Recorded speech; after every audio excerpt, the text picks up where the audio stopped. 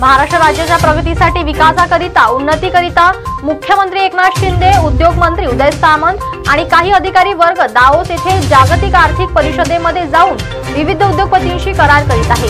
आता या क्षणापर्यंत 4 लाख करोड रुपयांपेक्षा जास्त उद्योगांचे सामंजस्य करार झाले आहेत। यामुळे 2 लाखांपेक्षा जास्त रोजगारांची निर्मिती होणार आहे। मुख्यमंत्री एकनाथ शिंदे महाराष्ट्रासाठी करत असलेले प्रयत्न अतिशय उल्लेखनीय आहेत आणि यामुळे विरोधकांची गोची झालेली आहे।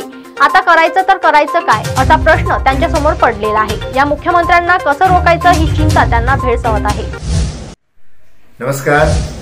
गेले कित्येक दिवस दावोस वरून खोटे आरोप केले जात आहेत ते आपण सर्व ऐकत आणि पाहत आहात। आता या आरोपांच्या गदारोळामध्येच महाराष्ट्राचे मुख्यमंत्री आदरणीय एकनाथजी शिंदे, त्यांच्याबरोबर उद्योग मंत्री उदय सामंतजी आणि महाराष्ट्राचे काही अधिकारी वर्ग स्वित्झर्लंड मधील दावोस येथील जी जागतिक आर्थिक परिषद भरलेली आहे तिथे महाराष्ट्राच्या विकासाकरिता तिथून उद्योग आणण्याकरता गेले होते आणि आजच्या घडीपर्यंत 4 लाख करोड रुपयांच्या पेक्षाही जास्तच्या उद्योगाचे सामंजस्य करारांवरती म्हणजेच MOU वरती सह्या झालेल्या आहेत।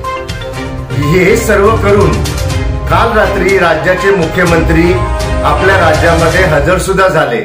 आता विरोधकांची गोची झाली आहे की ज्या मुख्यमंत्र्यांवरती आम्ही अनेक प्रकारचे खोटे आरोप केले त्यांनी तर दावोस मध्ये जाऊन महाराष्ट्राच्या विकासाकरिता, प्रगतीकरिता, उन्नतीकरिता एवढे मोठे प्रोजेक्ट आता ते घेऊन येते।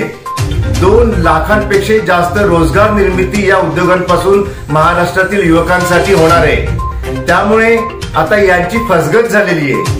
करायचं तर काय करायचं, आता कोणते खोटे आरोप करायचे या विवंचनेमध्ये आता विरोधी पक्ष अडकलेला आहे। परंतु राज्याच्या प्रगतीकरिता महाराष्ट्राचे मुख्यमंत्री जे प्रयत्न करत आहेत ते अतिशय उल्लेखनीय आहेत आणि याच्या पुढे जर कोणताही विरोधक महाराष्ट्राच्या प्रगतीच्या आड आला तर येथील जनता त्यांना आडवं केल्याशिवाय राहणार नाही।